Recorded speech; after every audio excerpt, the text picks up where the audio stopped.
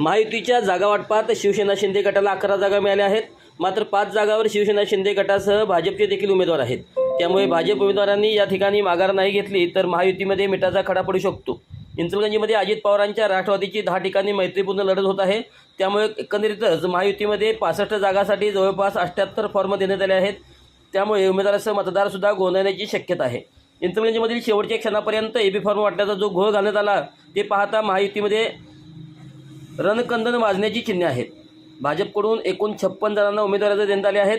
तब्बल 13 जागांवर अधिकचे उमेदवार एकूण 65 जागांसाठी तब्बल 78 एबी फॉर्मचे वाटप केल्याने तब्बल 13 जागेवर अधिकचे उमेदवार आहेत. भाजपने 56 उमेदवारांना एबी फॉर्म दिले आहेत. शिवसेनेकडून 10 उमेदवारांना अधिकृत उमेदवारी देण्यात आली आहे. अजित पवार गटाने तब्बल 12 उमेदवारांना एबी फॉर्म दिले आहेत.